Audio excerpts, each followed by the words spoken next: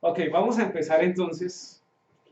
Dice, no puede entender. Vamos a abrir este estudio con Primera de Tesalonicenses, capítulo 4, versículos 16 al 17. Primera de Tesalonicenses, versículo 4 del 16 al 17. Es un texto que ya todos hemos presenciado, todos lo hemos leído, pero vamos a iniciar con este texto. Así que, María Eugenia, ¿qué dice? Primera carta de Tesalonicenses, capítulo 4, versículos 16 y 17. Amén.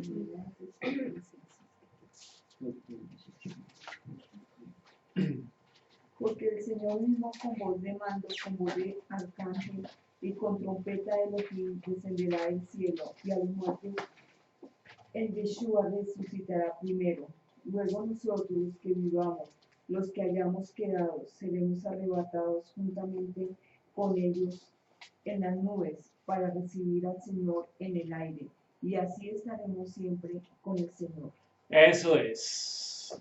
Aquí hay que empezar, ¿cierto?, en este texto para comprender o entender lo que tiene que ver o cómo se une con John Teruá este texto. Porque generalmente este es uno de los pasajes especiales que utilizamos ¿para qué?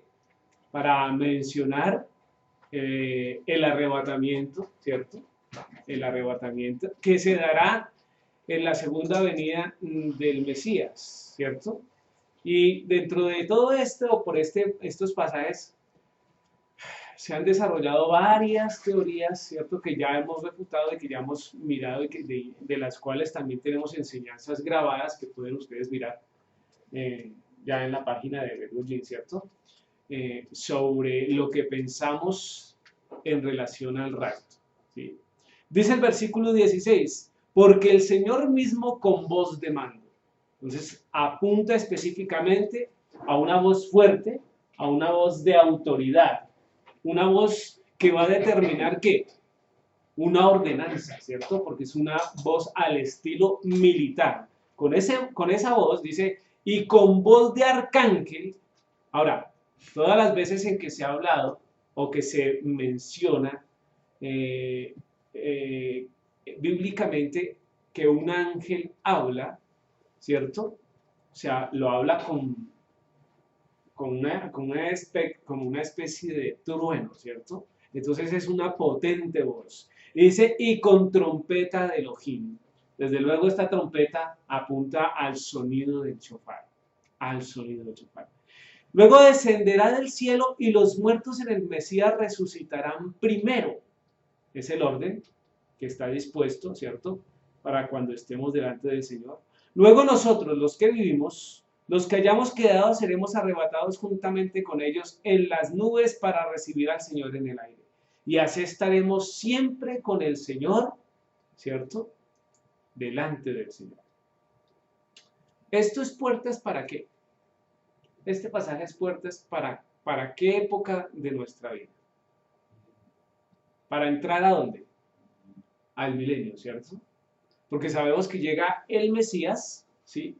Y después de la llegada del Mesías, ¿qué sigue? Es el milenio. Decimos que inmediatamente sigue el milenio, ¿cierto? Pero hay un paso antes de entrar a ese milenio, ¿cierto? Eso, hay un paso que debemos considerar y de pronto en esta noche lo vamos a meditar. Continuemos pues entonces, dice, mirando el versículo, el capítulo 25, versículo 13 de Mateo.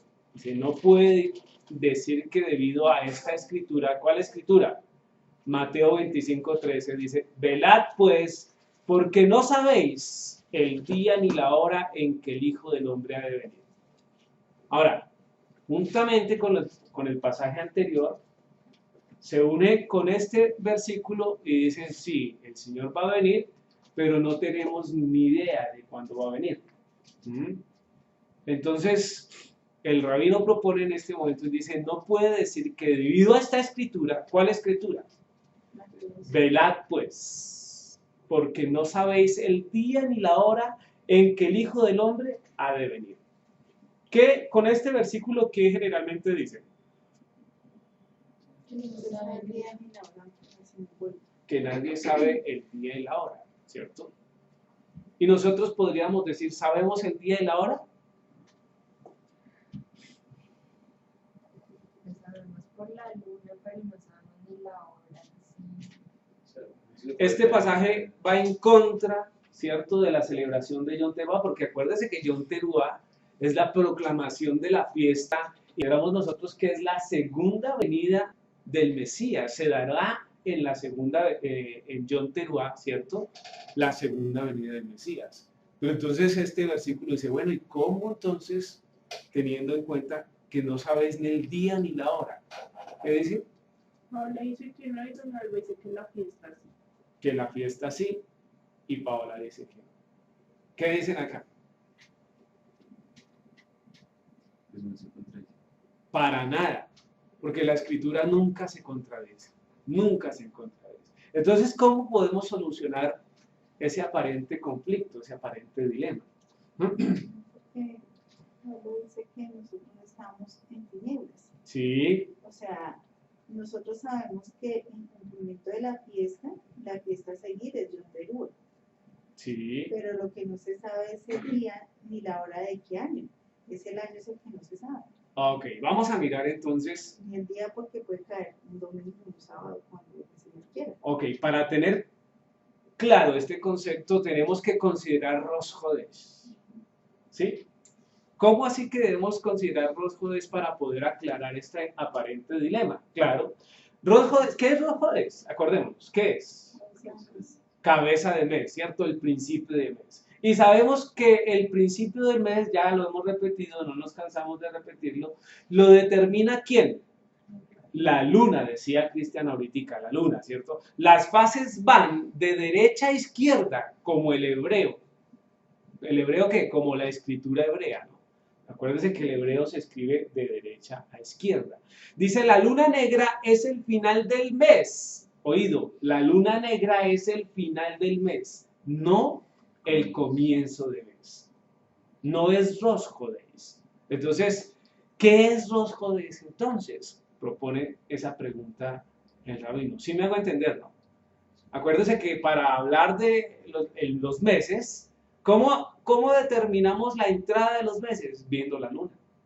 ¿Sí? Viendo la luna. Entonces, si el primer día del mes es cuando se aparece la primera bananita de luz, pues el último día del mes será todavía la luna negra, es claro, ¿cierto? Eso es lo que tratamos de decir aquí. La palabra Rosh, ¿cierto? Definición. Ya lo habíamos mirado, pero vamos a acordarnos. La primera definición que encontramos allí es que cabeza, ¿cierto? Cima, y eso indica, ¿cierto?, y da claridad de por qué se llama Rosh Hodesh. Es la cabeza, es la cima, el primero, el que está por encima.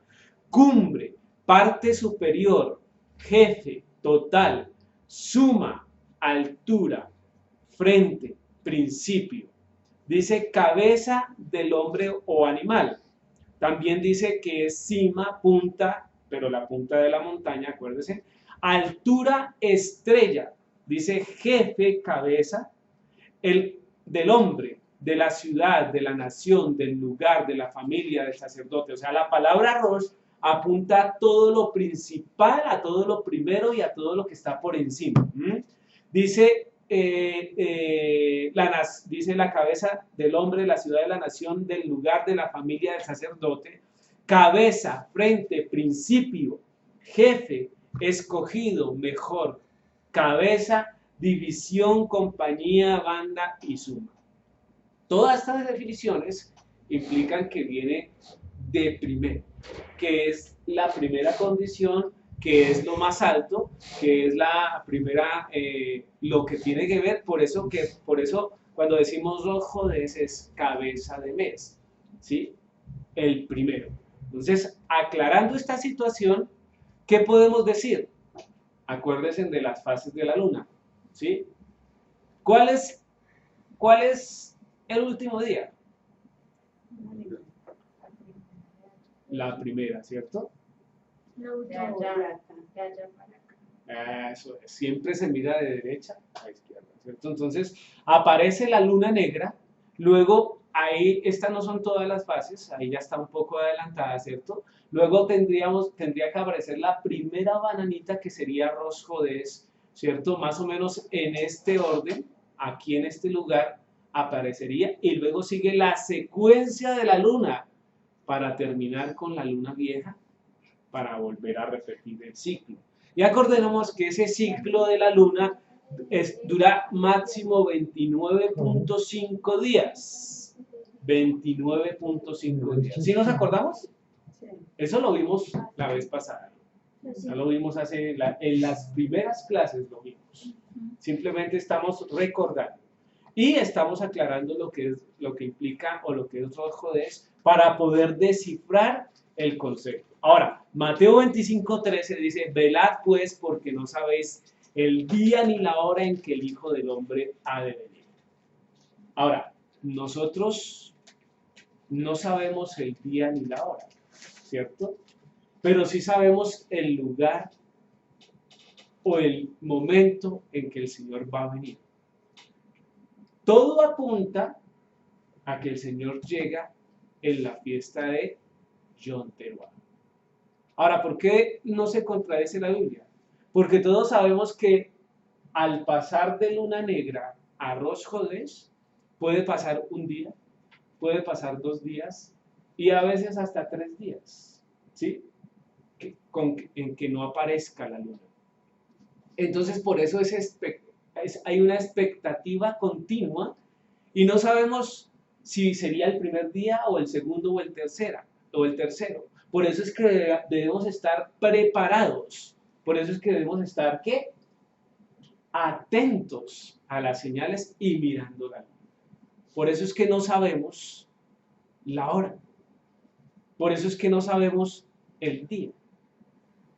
Porque les acabamos de mirar que puede ser el primero, el segundo o el tercero de la parte de la luna negra para alumbrar el primer día de Rosh Hodesz. Es como, él es la luz. ¿Correcto? Es el reflejo de esa misma luz, ese nacimiento, ¿no? Como para que uno tenga como punto de partida. Claro, eso que dice Luzaela es cierto. El Señor no puede llegar en tinieblas. El Señor llegaría con el primer destello de luz. Porque a través de la Biblia siempre ha sido la luz en la escritura. Siempre ha sido la luz en nuestras vidas. Y asimismo será el cumplimiento. Ahora, miremos Primera de Tesalonicenses, ahí mismo 5, capítulo 5, miremos del 4 al 6. A ver, Paola, leámoslo por favor. Paola Parra. Primera de Tesalonicenses, capítulo 5, del 4 al 6. Mas vosotros, hermanos, no estáis en tinieblas para que aquel día os sorprenda como ladrón, porque todos vosotros sois hijos de luz e hijos del día, no somos de la noche ni de las tinieblas. Por tanto, no durmamos como los demás, sino velemos y seamos sobrios. Amén.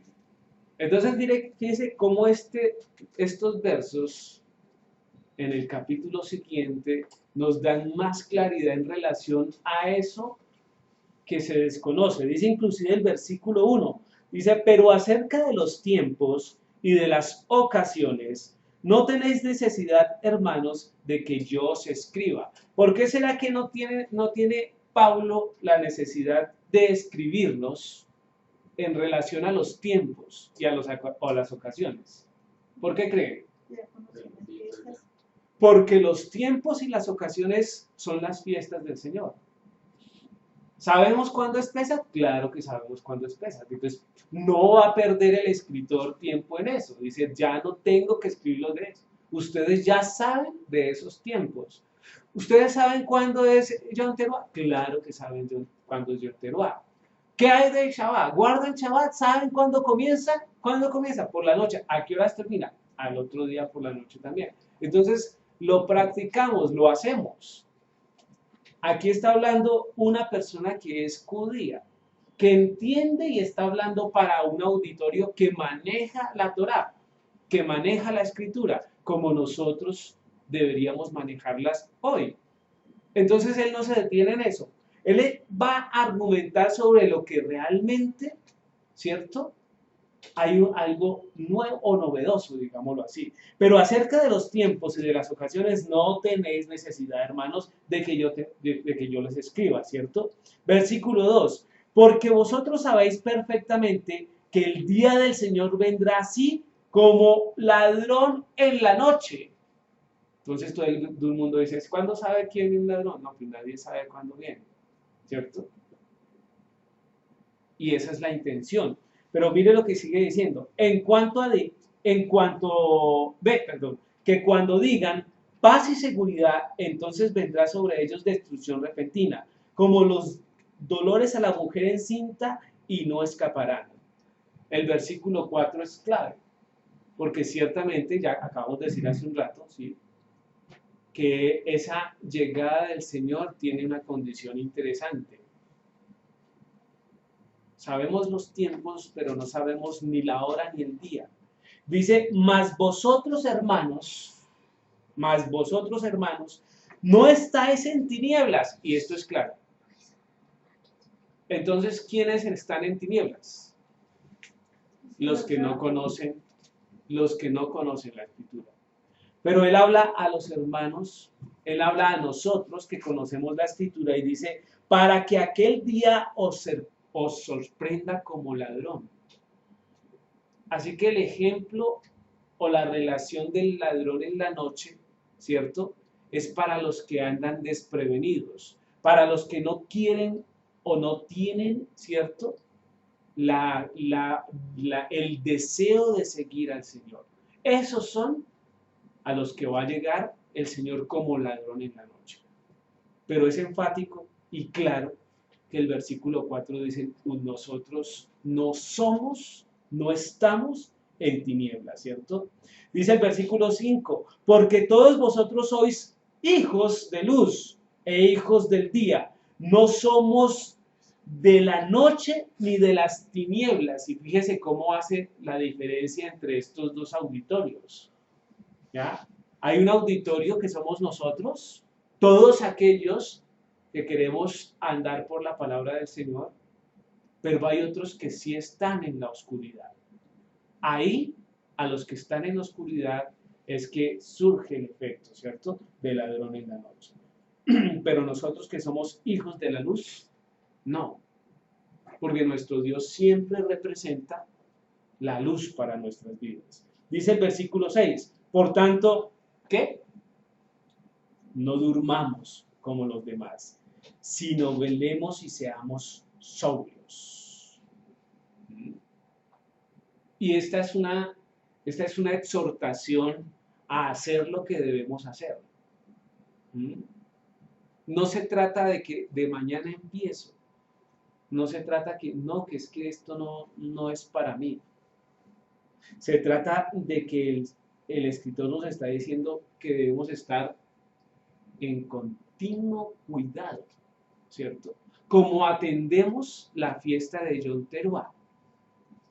¿Cuándo sabemos que empieza Yom Teruah? Al salir la luna. Luego, mientras la luna está negra, debemos estar atentos durante estos días o todos los días que la luna esté negra, ¿cierto? Porque no sabemos cuándo va a alumbrar.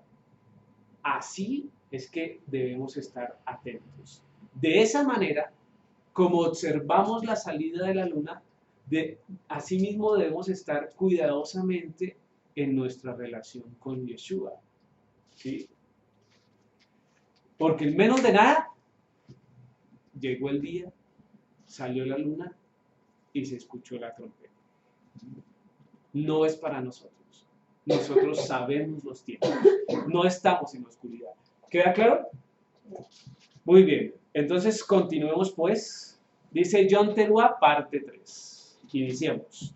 Debo pedir perdón porque quité algunas diapositivas de esta enseñanza del rabino, porque iba a repetir repitió lo que estábamos, sí, recordó lo que vimos la clase pasada y antepasada.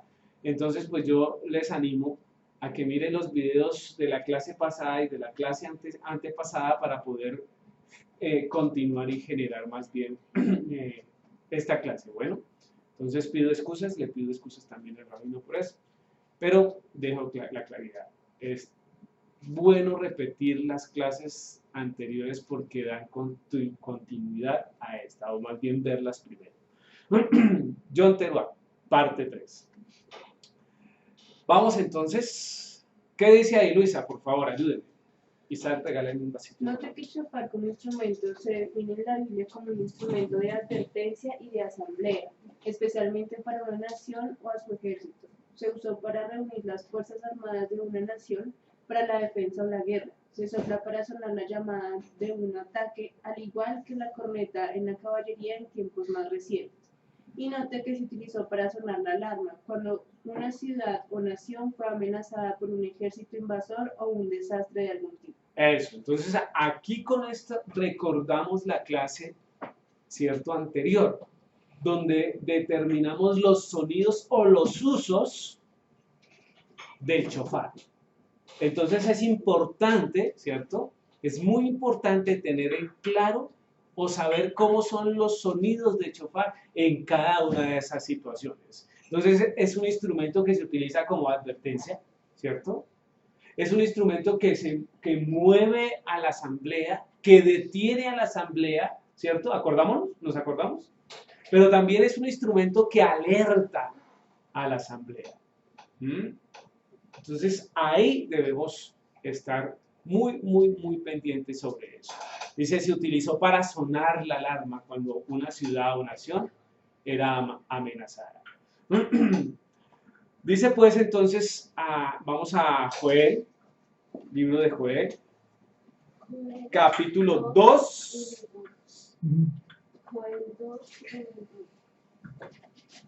versículo 1 y versículo 2. Entonces, Braulio, fuerte. Joel capítulo 2, versículo 1 y 2. Tocar trompeta y dar alarma en el santo monte. Tiemblen todos los moradores de la tierra, porque viene el día de Jehová, porque está cercano. Día de tinieblas y de oscuridad, día de nube y de sombra, como sobre los montes se extiende alba, así vendrá un pueblo grande y fuerte. Semejante a él no hubo jamás, ni después de él lo habrá en años de muchas generaciones. Amén. Entonces mire lo que dice el libro. Dice que tocar trompeta, ¿en dónde? En Sión, ¿cierto? Tocar trompeta en Sión. Y ese sonido tiene una condición especial. En el versículo 1. Dice, es tocada el shofar, es tocada la trompeta, ¿cierto? Y para dar alarma, ¿cierto? En mi santo monte. Ahora, esa alarma o ese sonido del shofar directamente está dirigido al pueblo del Señor. Entonces no podría decir, pero ¿va a ser sonado solo en Sion? No, lo escucharemos acá. ¿Qué garantiza de que lo escucharemos acá? Los versos que leímos anteriormente, ¿cierto? Primera de Tesalonicenses 4, ¿qué dice? 4:16, ¿qué dice? Es correcto. Entonces, fíjese que se escuchará en todo lado, ¿cierto? Y da alarma al monte, ¿cierto? Dice, tiemblen todos los moradores de la tierra, porque viene el día de Jehová, porque está cercano. Ahora, yo no sé cómo es el deseo nuestro de ese día, de encontrarnos con ese día. ¿Nos da alegría? ¿Nos presenta expectativa? Porque todos los pasajes que hacen referencia a la venida del Señor tienen condiciones como esta. ¿Cuál? Está cercano, ¿cierto? Dicen, tiemblen todos los moradores de la tierra. Porque el día del Señor está cercano, los moradores de la tierra deben temblar. Luego, la segunda venida del Señor va a ser una venida muy interesante. Va a ser en autoridad y poder. Pero también propone la secuencia del cumplimiento de las fiestas. Lo vamos a ver más adelante, ¿cierto? Porque John Teruá anuncia y abre la puerta de las fiestas que se celebran en el séptimo mes. Pensemos en eso. El día del Señor está cerca. ¿Será que es tan cerca el día del Señor? Todo parece indicar que está muy cerca. Del versículo 2 dice, día de tinieblas y de oscuridad, día de nube y de sombra. Entonces, cuando hay tinieblas y cuando hay oscuridad, ¿cierto? Se presta o se presenta angustia generalmente. Nube y de sombra. Como sobre los montes se extiende el alba, así vendrá un pueblo grande y fuerte, y eso es para presentar aflicción al pueblo de Israel. Semejante a él no hubo jamás, ni después de él lo habrá en años de muchas generaciones. Ahora, les dije hace un rato, John Teruá abre la puerta del séptimo mes. Abre la puerta de la venida del Señor. Joel nos dice que hay del día, ¿cierto? De esa venida. Porque ciertamente después de esa venida, un pueblo grande, fuerte, vendrá. Pero ese pueblo, ¿cierto? Conecta directamente con ¿qué? Juicio para Israel también. Y entonces ahí está la relación. John Teruá sigue Yom Kippur. Y Yom Kippur es la fiesta del juicio, de las culpas, de la expiación. En Yom Kippur hay juicio. Ahí es donde será tomada, ¿cierto?, la muestra de los pecados del mundo. Tiene esa condición o esa connotación. ¿Ok? Continuemos entonces. Unámoslo con Apocalipsis capítulo 2, versículo 10. Don Luis. Apocalipsis 2. Apocalipsis 2, 10.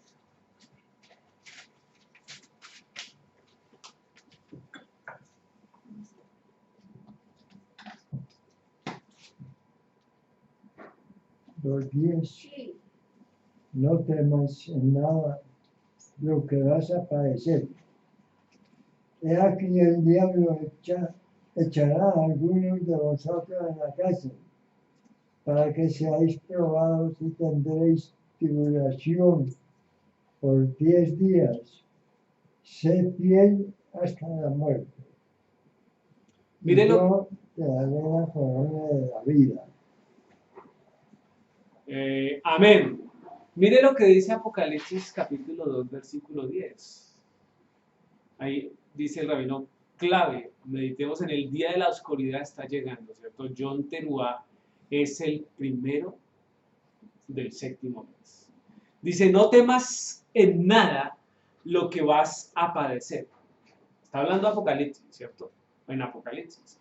He aquí, el diablo echará a algunos de vosotros en la cárcel para que seáis probados.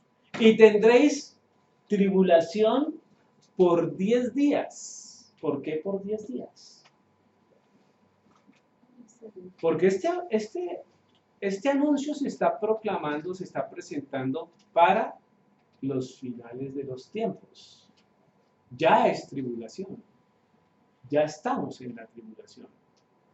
Sé fiel hasta la muerte. Y es importante tenerlo claro.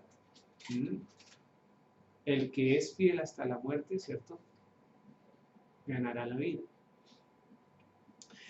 y yo te daré la corona de la vida, dice Apocalipsis. Ahora, es curioso que se abre la puerta de Yom Teruah y a los 10 días se celebra Yom Kippur. Y durante esos días, lo que debemos hacer es preparación para recordar y aclarar las situaciones de pecado.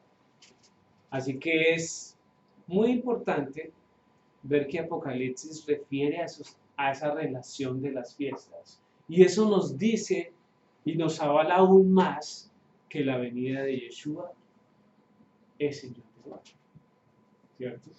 Es en Yom Teruah. Porque ciertamente Él viene con juicio para las naciones. Vamos entonces otra vez a Joel capítulo 2, versículo 1. ¿Sí? Dice: tocad trompeta en Sión y dad alarma en mi santo monte. Tiemblen todos los moradores de la tierra, porque viene el día de Jehová, porque está cercano. Es una aclamación, es una proclamación a estar pendientes. Y dice, aquí vemos el verdadero simbolismo de las trompetas. Las trompetas son sopladas como una alarma. Entonces, el sonido de la fiesta nos debería indicar cuidado, ¿cierto? Está cerca. Cuidado, viene juicio. Cuidado, ¿cómo estamos caminando? Tengamos presente en nuestras vidas. ¿En qué piensa usted durante el día? ¿En qué piensa? Podríamos decir, uy, en cantidad de cosas. ¿Qué porcentaje del día se medita en la obra de Dios? ¿Qué porcentaje del día? No me contesten, solo piensen en eso.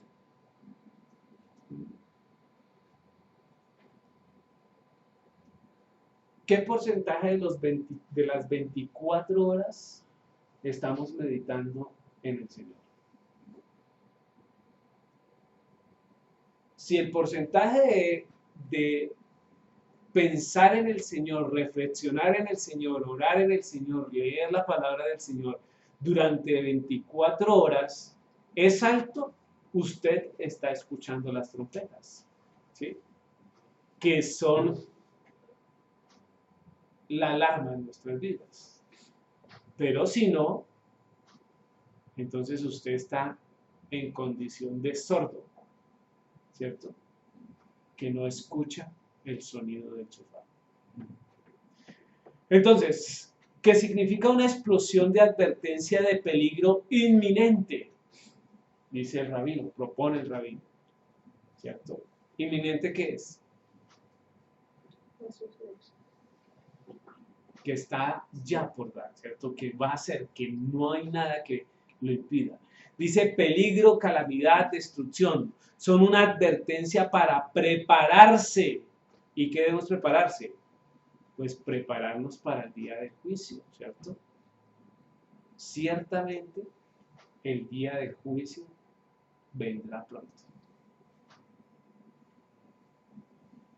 Es una realidad, ¿o no? Entonces, eso debería ser importante cuando celebramos Yom Teruah. No deberíamos caer en la alegría de celebrar por celebrar, ¿cierto?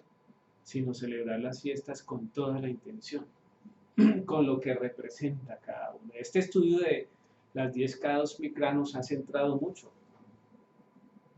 ¿En qué sentido? En la identidad que tienen en relación a los cumplimientos con la obra de Yeshua, ¿sí? Y deberíamos cada fiesta recordar la situación que apunta sobre el Señor. Mateo 25, del 1 al 13. A ver, entonces, Gladitos, por favor ayúdenme a leer Mateo 25, del 1 al 13.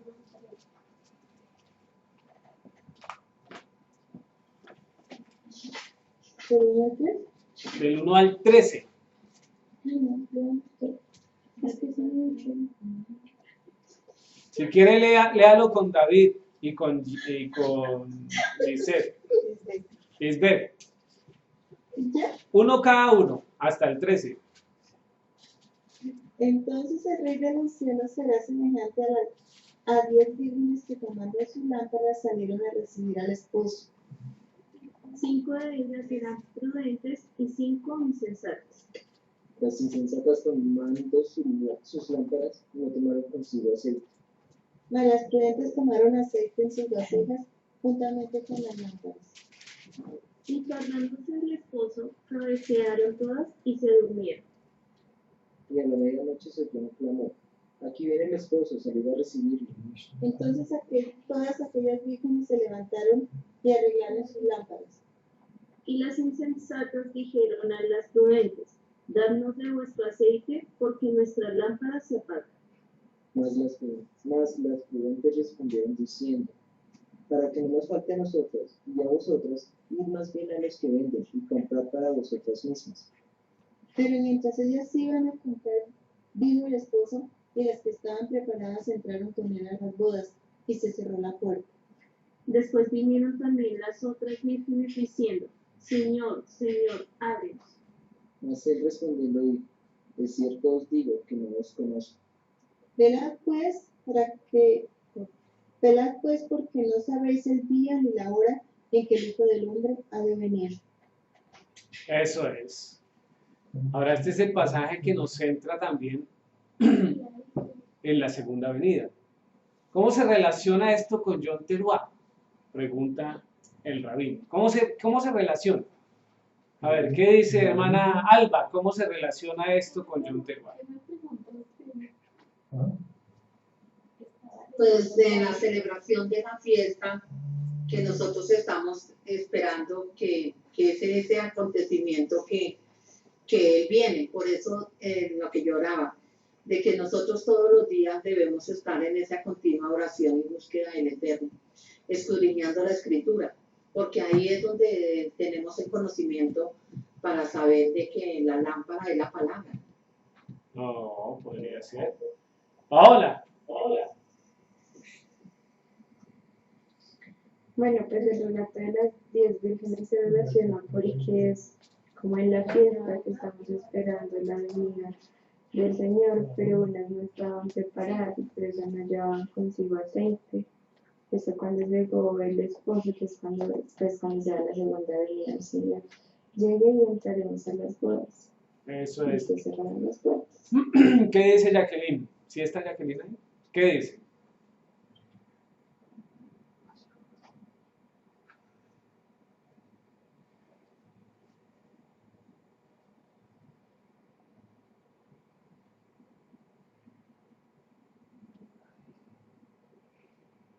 ¿No está? ¿Qué dice Javier? A ver. No, pues obviamente al final dice que nadie sabe, al final dice como de las cosas porque no sabéis el día ni la hora en que el Hijo del Hombre ha de venir. Y pues todos los versículos que hemos estado tocando siempre es lo mismo, no sabéis el día ni la hora. Entonces, pues obviamente, pues es un día en que todos debemos estar preparados, pues como decimos este año, que todos teníamos las cosas, bueno, yo tenía las cosas listas, entonces tenemos como que tener, digamos, todo listo en caso de que digamos, uno no sepa en qué momento, pues uno ya sabe que en cualquier momento va a pasar la fiesta, entonces no hay problema de que pues llegue ese día. O sea, hay que coger desprevenidos. Ok, muy bien. Vamos entonces a Mateo 25. Una pregunta, pastor. Señora. Pero de todas maneras, nosotros también tenemos que prever que las profecías y los cumplimientos para cuando Él venga, que tenemos que ver las profecías de Daniel y los acontecimientos del último tiempo y estar en ese estudio precisamente. Por ejemplo, lo que hablábamos el otro día con la hermana Luzair, que cuando haya la abominación desoladora que habla el profeta Daniel, sí, y todas estas profecías que se van a cumplir, también nos dan a nosotros los indicios de cuándo va a venir el Mesías, que sabemos que es en Yom Teruah, pero eso también nos va dando a conocer cuándo se va a aproximar esa fecha, ¿no? Claro que sí. Porque la Biblia, ¿cierto?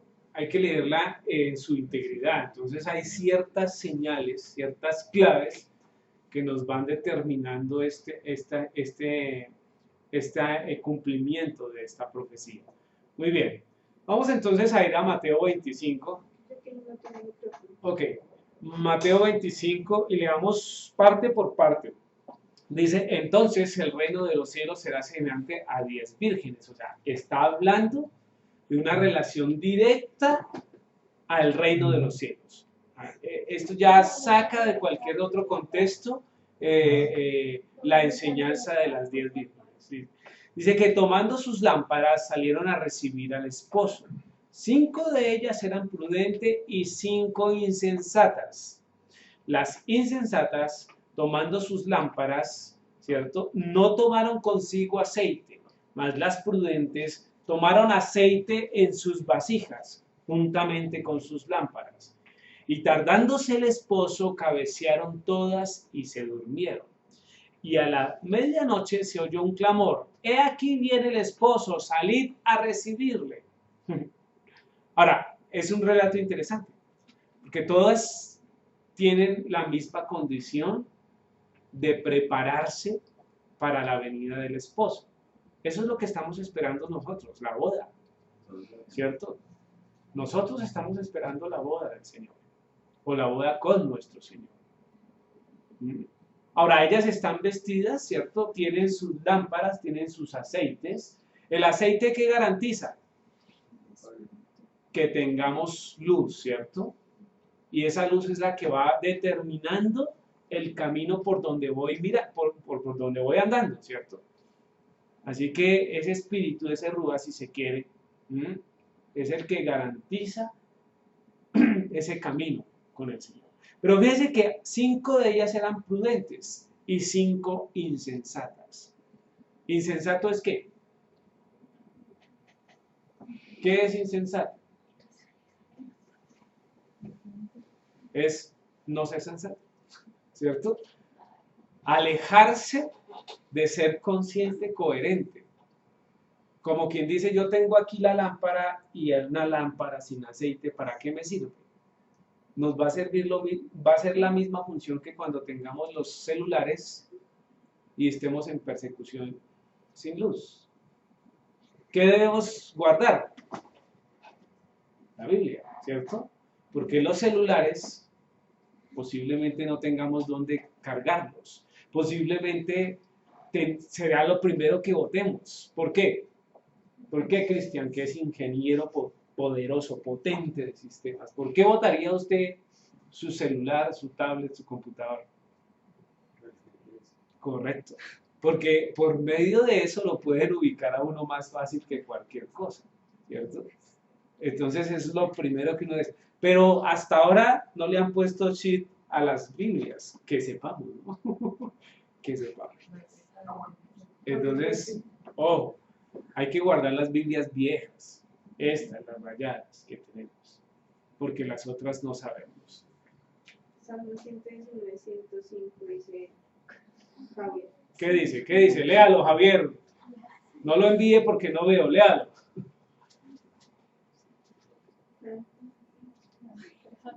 ¿Qué dice, Javier? Dice, lámparas a mis pies tu palabra y lumbrera mi camino, pues haciendo pues alusión de que la lámpara y variedad de aceite es la Torah.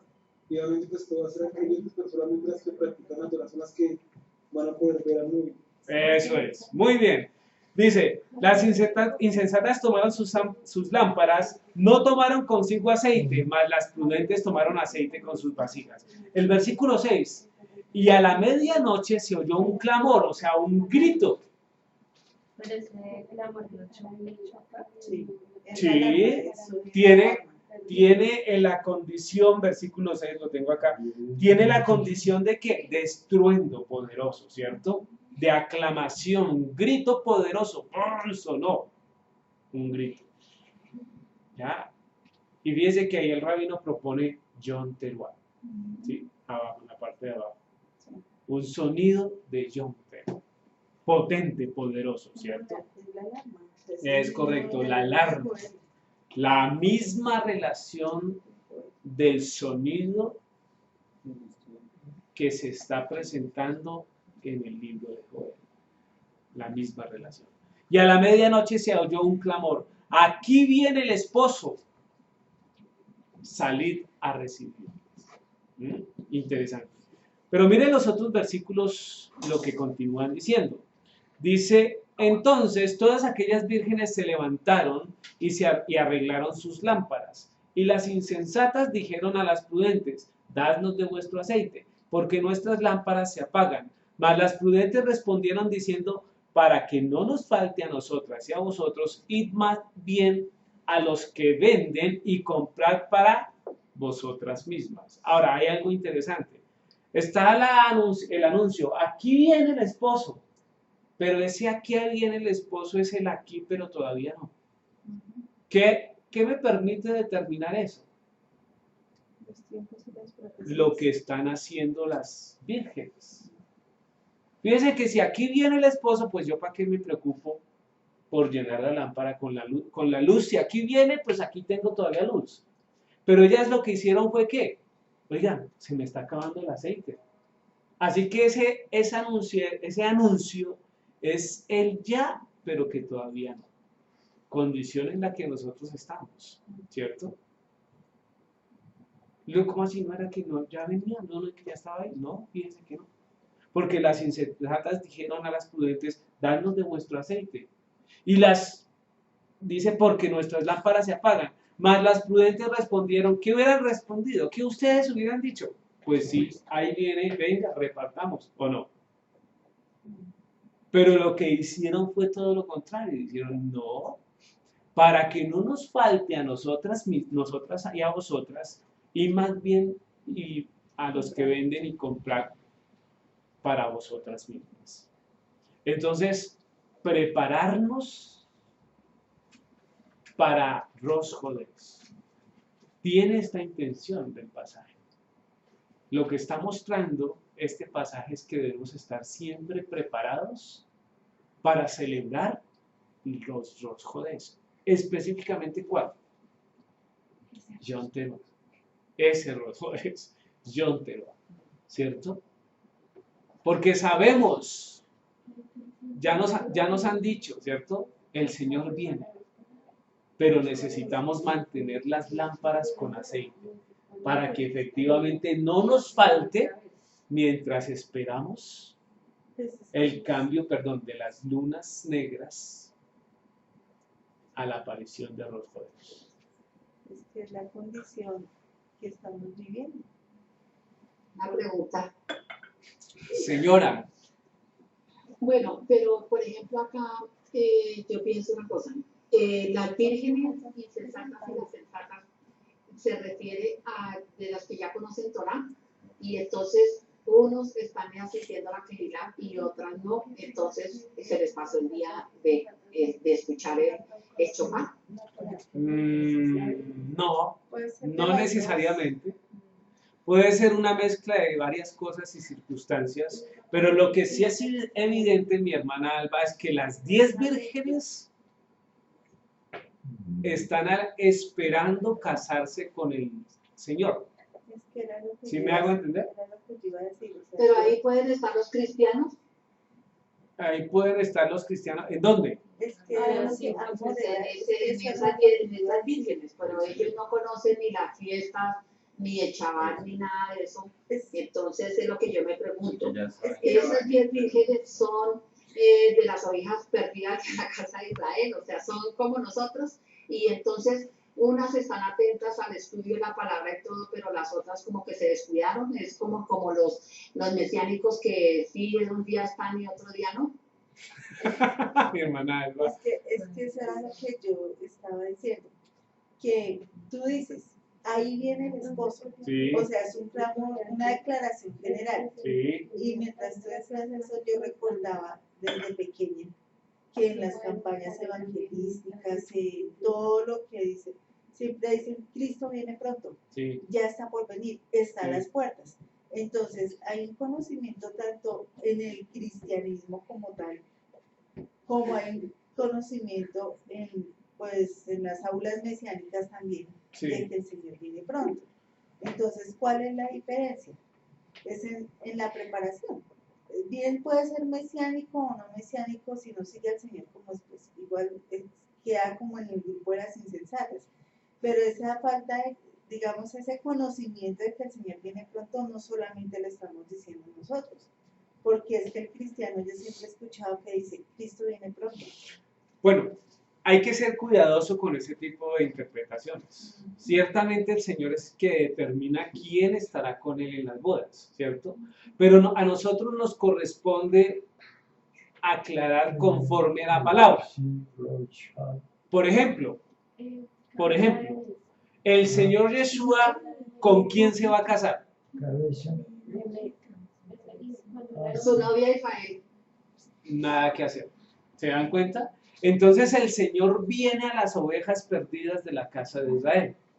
Y eso ya nos da una aclaración, una claridad sobre la pregunta que está haciendo mi hermana Alba. A ver, si dentro del pueblo cristiano, ¿cierto?, se evidencia un grupo como el que hoy está acá, permítanme aclarar y hacer la validación, pues yo digo amén, porque salimos, ¿cierto?, y queremos que guardar Torah y seguimos al Mesías. Luego conformamos ese pueblo de Israel, o esa quejilá, o esa eclesia, si se quiere, en términos griegos. Porque el Señor es claro, Él no se va a casar con ningún pagano, ¿o sí? ¿Ya? Ahora, yo repito, quien determina quién va a estar en la boda es el Señor. Quien determina quién va a estar en la boda es el Señor. Pero bíblicamente nosotros podemos señalar qué personas van a estar allá.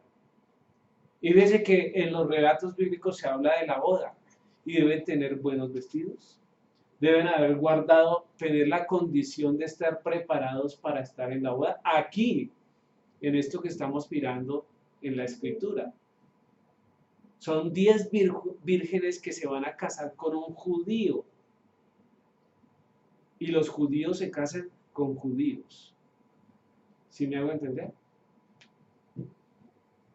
Porque el Señor no... ¿Cómo es que hay algo que me hace meditar en este momento ya? ¿Cómo el Señor nos da una ordenanza, ¿cierto?, de que nos casemos en yugo desigual? No, que nos casemos en el mismo, o sea, con personas de nuestra creencia, para que Él cuando venga sí se case en yugo desigual. ¿Ustedes creen que eso suena coherente? No suena coherente. ¿Ya? Señora. Javier dice que Mateo 24, 44 y 46. Y Correcto. se deben casar entre el pueblo, así como Abraham le dijo a Elías. Correcto. Ok. Entonces, esa es la condición. Pero repito, debemos ser cuidadosos, no solo, hermana Alba, cristianos, sino también judíos, ortodoxos. Mesiánicos, ¿cuántos mesiánicos dicen seguir al Señor, pero tienen solo el apellido, digámoslo así? Se conforman como un apellido nuevo, como dentro de la iglesia cristiana estaban los presbiterianos, los bautistas, los carismáticos, los pentecostales, los métodos, bueno, cantidad de denominaciones cristianas, ¿cierto? Así también vienen siendo alguna especie de mesiánicos. Siguen con sus desarrollos cristianos, entonces debemos tener cuidado en eso. ¿Claro, mi hermana Alba? Sí, señor. Okay. Gracias, pastor. Faltan los hermanos libres, sí. Ok, entonces continuamos allí. Bueno, estábamos a nivel. Dice, más las prudentes respondieron diciendo, para que no nos falte a nosotros y a vosotros, id más bien a los que venden y comprad para vosotras mismas. Prepararnos para los poderes. Debemos hacerlo. Continuamos entonces analizando hasta el 13. Pero mientras ellas iban a comprar, vino el esposo. Fíjense, en ese periodo del anuncio, ¿cierto? Al desarrollo de van y vuelve, ahí sí viene, llega, se hace evidente, se presenta, está, ¿cierto? Entre nosotros. Viene el esposo. Y las que estaban preparadas, o sea, las que tenían sus lámparas prendidas, dotadas de aceite, ¿qué dice? Entraron con él a las bodas, ¿sí? Y se cerró la puerta. Ahí quedó. Entonces, debemos estar listos. Debemos estar listos para ese encuentro. Porque todos tenemos la escritura. Pero ¿qué tanto estamos ejercitando, ¿cierto? El echarle aceite a esa lámpara. Después vinieron también las otras vírgenes diciendo, Señor, Señor, ábrenos. Mas él respondiendo dijo, de cierto os digo que no os conozco. Velad pues, oído, velad pues, porque no sabéis el día ni la hora en que el Hijo del Hombre ha de venir. ¿Es claro? Entonces debemos estar prestos y cuidadosos, atentos, atentos. Dice Rosh Hodés, mes número 7 del año de Jehová. ¿Qué es lo que estamos diciendo acá? Sí, Rosh Hodés, ¿cierto? Hay muchos Rosh Hodés. ¿Cuántos? Cada mes tiene su Rosh Hodés, ¿cierto? Pero es importante mostrar el Rosh Hodés del mes número 7, ¿cierto? Del año del Señor, no del año propuesto ni por Constantino, ni por Gregorio, ni por Juliano, ni siquiera por la tradición judía. John Teruel, allí apunta. Y es lo que estamos viendo. A ver, Susana. La fiesta de las trompetas está estrechamente asociada en el pensamiento judío con los festivales de Rosh Hodés que se celebraban al principio de cada mes, puesto que los meses del año en el calendario judío están numerados comenzando con Nisan. Hay un sentido en que la fiesta de las trompetas viene como el clímax de una serie de 7 meses de mini fiestas de trompetas, las 7 trompetas del Apocalipsis. Hace una relación, ¿cierto? El rabino propone una relación y dice, ojo, porque viene una secuencia, ¿cierto?, de celebración de 7 fiestas, ¿sí? Y cada 7 fiestas, o sea, cada 7 meses se propone un Rosh Hodés. Entonces es casi una situación interesante ver que durante los 7 meses se celebran las 7 fiestas, ya lo vamos a mirar, ¿sí? Y él hace una referencia interesante de las trompetas. Dice, cada uno de los meses hebreos es oficialmente introducido por el soplo del shofar. ¿Es verdad? Claro. Recuerden en que Números 10:10 que dice, al comienzo de tus meses tocarás la trompeta sobre tus holocaustos y sobre los sacrificios de tus ofrendas de Shalom. Entonces cada Rosh Hodés debemos tocar trompeta. Así que en cada uno de esos meses se hace un sonido de shofar. El año en el cual todos los festivales de la ley mosaica fueron encontrados se dan en los 7 meses largos. El último mes, Tisri, era el último mes para una introducción de la trompeta. Esta es una de las razones por las que el día fue llamado el Día de las Trompetas. El último triunfo de la serie de los 7 meses. Más o menos, ¿qué quiere decir ahí?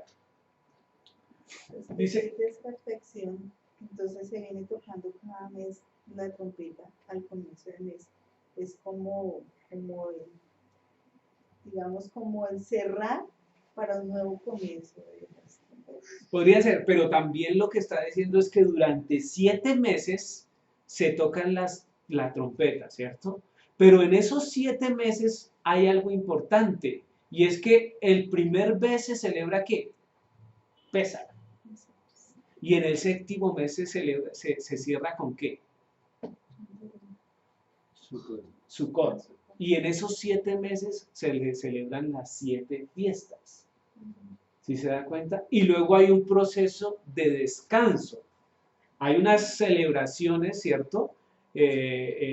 Nacionales, digámoslo así, pero por fuera, digámoslo, de lo que en Levítico 23 o la ordenanza directa del Señor se propone.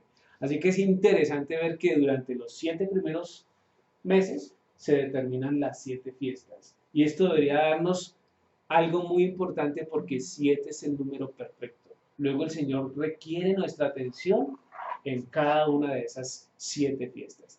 ¿Listo? Ahora, la última, aquí hay una, primera de Corintios 15, 52. Hay 2 versiones, ¿cierto? La Biblia del Obispo de 1568 y la Biblia de, creo que es de Jerusalén. Pero lo que pasa es que en la traducción, ¿tú tradujiste? Sí. Sí. Claro, no se nota mucho. Léanos las dos. Lea el pasaje, Cristian. ¿Quién tiene otra Biblia rara? Betty, ¿cierto? Lea el pasaje, Cristian. Primera de Corintios 15:52. En un momento, en un abrir y cerrar de ojos, a la final trompeta, porque se tocará la trompeta y los muertos serán resucitados incorruptibles y nosotros seremos transformados. Está igual. Y mire lo que dice. La Biblia completa judía dice Javier. ¿Qué dice? ¿Qué dice? Es la CJB. Ah, ok, pero no hay que ver la traducción. Entonces no sale. Dice, es un momento, dice, en un momento, en un abrir y cerrar de ojos, en la última trompeta, porque la trompeta soplará y los muertos serán incorruptibles y seremos cambiados. Bueno, la intención de estos 2 pasajes, muestra el rabino, es la situación o cómo seremos presentados. Ahí dice que en una parte seremos transformados, ¿cierto? Y la otra indica más como un cambio, ¿cierto? De esencia, digámoslo así, o de situación de cuerpo. Entonces no se ve claramente aquí en estas 2 porque lo que hicimos fue traducir y no tenemos ninguna de las 2 líneas. Entonces, continuamos. Pero implica o se hacía la relación a la manera como ha de ser transformado el cuerpo. Y es claro porque dice, en un momento, en un abrir, en un cerrar de ojos, a la final trompeta, o sea, al toque de la trompeta final. ¿Y cuál es el toque de la trompeta final? Pues la última fiesta, ¿cierto? La propuesta de las últimas fiestas. Porque se tocará la trompeta y los muertos serán resucitados, incorruptibles, y nosotros seremos también transformados. Obviamente, en una condición para vivir enfrente del Señor, ¿no? O sea, yo tengo una pregunta. La final trompeta es Sukkot. Esta es Yom Teruah. Esta es Yom Teruah. Porque la final trompeta es el 7º mes que da el inicio del mes y de la llegada del Señor. ¿Sí? ¿Ok? Es de la llegada del Señor. No hace. Dice, mirando el diamante para entender dónde va el reino del Señor, ¿cierto? Entonces, el rabino propone cada evidencia que presenta como descubrir un diamante, ¿no? Porque son esos diamantes que están ahí, que siempre han estado, pero que en la medida que se van mostrando, brillan más y se presentan más hermosos, ¿sí? Entonces, el reinado del Señor. Mire lo que dice. A ver, Jenny, ayúdame a leer ahí. Primera de Reyes 1, 34 y 35.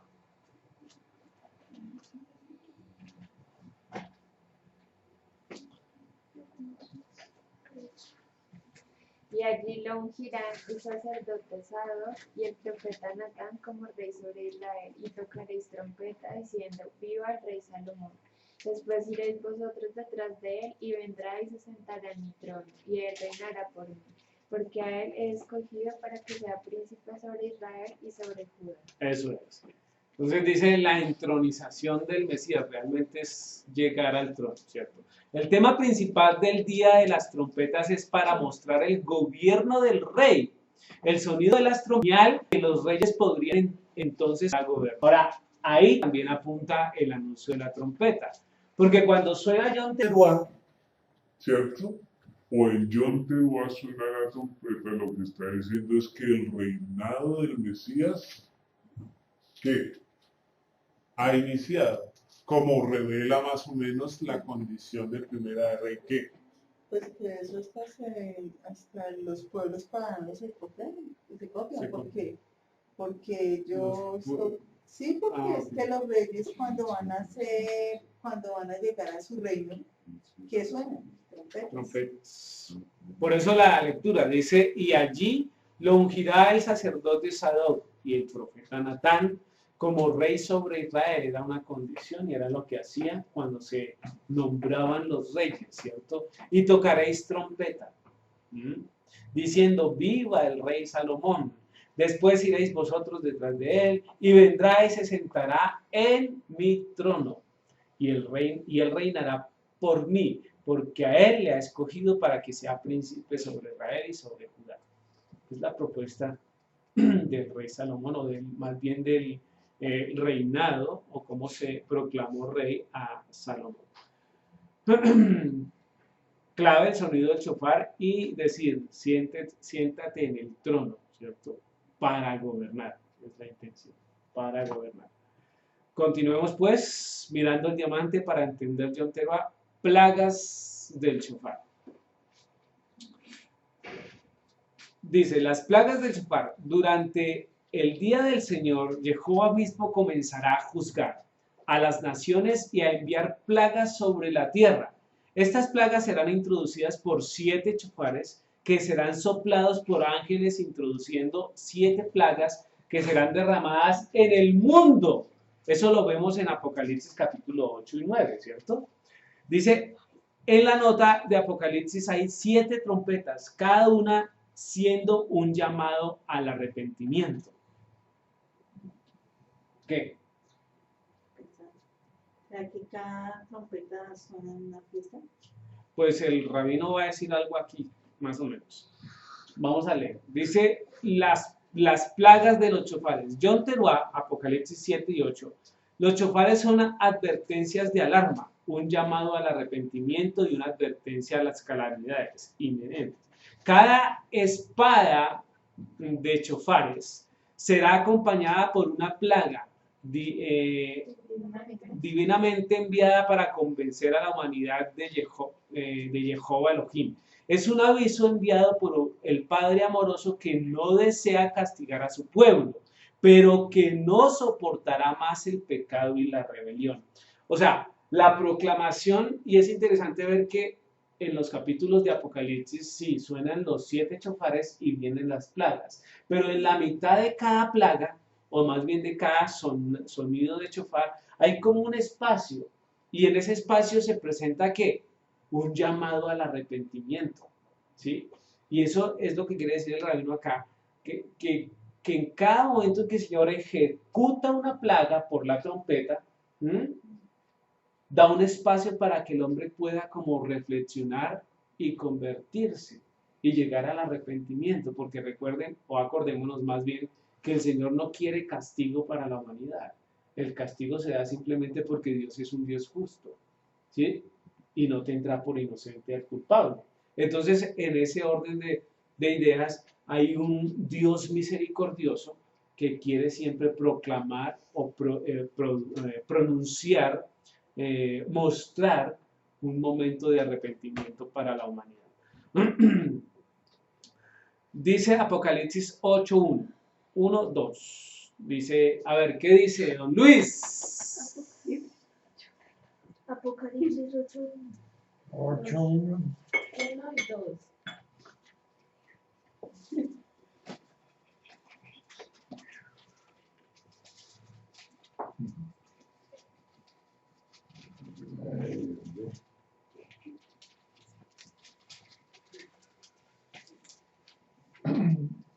Cuando abrió el 7º sello,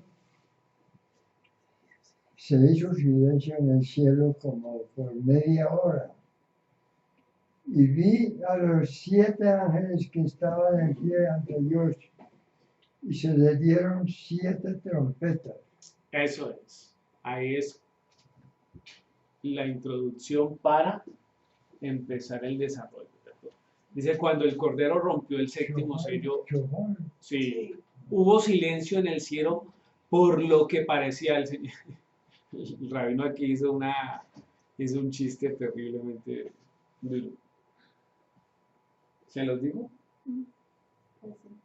Dijo, aquí hay un chiste muy bueno. Dicen que en el cielo no va a haber mujeres. ¿Por qué? Porque dice, hubo un silencio en el cielo, por lo que parece, más o menos media hora. Entonces, era un chiste malo, el de rabino, no sé. Entonces, no hay mujeres porque, a ver, silencio. Buenísimo. Ok. Dice, y vi a las 7 ángeles que estaban delante de Elohim, y se le dieron 7 chofares. Según el libro de Apocalipsis, el día del Señor que se aproximará pronto será dividido en 7 chofares. 7 ángeles soplarán 7 estallidos de chofar, y estos introducirán 7 plagas calamidosas, ¿cierto? Que el Señor enviará a la tierra. Muy bien. Es claro eso. Dice de las plagas, cuando abrió el séptimo sello, nuevamente menciona los 2 versículos. Dice, una teoría sin comprobar. Esta teoría, hay que ser claro, la propone el rabino. Quiere decir que no tiene el sello, pues ya, sino que dice, a mí me parece, es mi teoría, yo lo digo. Dice una teoría sin comprobar. Dice, es posible, 7 chofares están presentes en el libro de Apocalipsis. Ya hemos hablado de las fiestas ordenadas de Jehová que duran 7 meses, comenzando con Nisan, mes primero. Cada Rosh Hodeish comienza un nuevo juicio de chofar terminando en el 7º mes. Entonces, la teoría de él, ¿cuál es? Que cada mes suena un chofar. Y en cada chofar empieza una plaga. ¿Sí? Él dice, es mi teoría, pueden validarla o no, no está bíblico, no está respaldado por la Biblia, pero me parecería. ¿Por qué la situación? Porque ahorita Luz Aela estaba diciendo, ¿será que en cada fiesta suena un chofar? ¿O se desata una? Ya tenemos 2 teorías, una del rabino, una de... Las 2 están sin comprobar.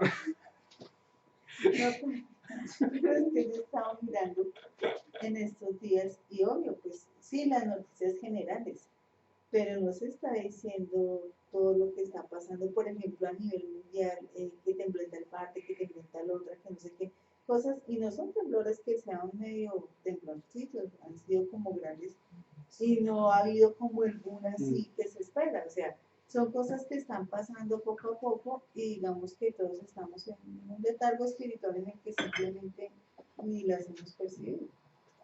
Muy bien. Entonces, continuemos pues. Para entender Yom Teruah hay que mirar el profeta Joel. O sea, desde el profeta Joel también se interpreta o se mira Yom Teruah.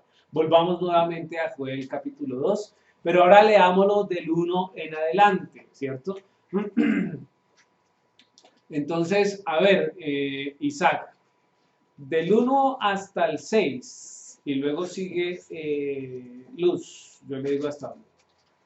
Joel capítulo 2 del 1 al 6. Toca trompeta en Sión y dad alarma en mi santo monte. Tiemblen todos los moradores de la tierra, porque viene el día de Jehová, porque está cercano. Día de tinieblas y de oscuridad, día de nube y de sombra. Como sobre los montes se extiende el alba. Así vendrá un pueblo grande y fuerte. Semejante a él no lo hubo jamás, ni después de él lo habrá en años de muchas generaciones. Delante de él consumirá fuego, tras de él abrazará llama. Como el huerto del Edén será la tierra delante de él, y detrás de él como el desierto asolado, ni tampoco habrá quien de él escape. Su aspecto como aspecto de caballos, y como gente de a caballo correrán, como estruendo de carros saltarán sobre las cumbres de los montes como sonido de la llama, y fuego que consume hojarascas, como un pueblo fuerte y dispuesto para la batalla. Delante de él temerán los pueblos, se pondrán pálidos todos los semblantes. Del 7 al 11. Como valientes correrán, como hombres de guerra subirán el muro. Cada cual marchará por su camino y no torcerá su rumbo. Ninguno estrechará a su compañero, cada uno irá por su carrera. Y aun cayendo sobre la espada no se herirán. Irán por la ciudad, correrán por el muro, subirán por las casas, entrarán por las ventanas a manera de ladrones. Delante de él temblará la tierra, se estremecerán los cielos, el sol y la luna se oscurecerán, y las estrellas retraerán su resplandor. Y Jehová dará su orden delante de su ejército, porque muy grande es su campamento. Fuerte es el que ejecuta su orden, porque grande es el día de Jehová y muy temible. ¿Quién podrá soportarlo? 12 al 14, Luisa.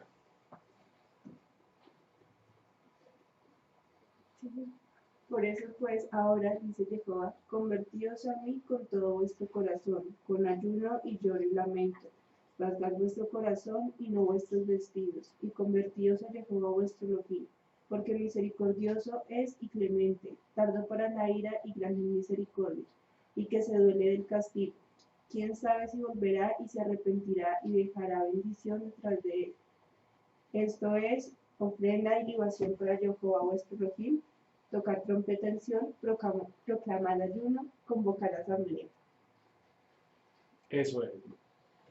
Entonces, miremos cómo se propone estos últimos versículos. Convertidos a mí con todo vuestro corazón, con ayuno y lloro y lamento. Es momento de reflexionar sobre eso. ¿Quién sabe si volverá y se arrepentirá y dejará bendición tras de él? Esto es ofrenda y libación para Jehová vuestro Elohim. Tocad trompeta en Sión, proclamad ayuno, convocad asamblea. Es lo que propone Joel.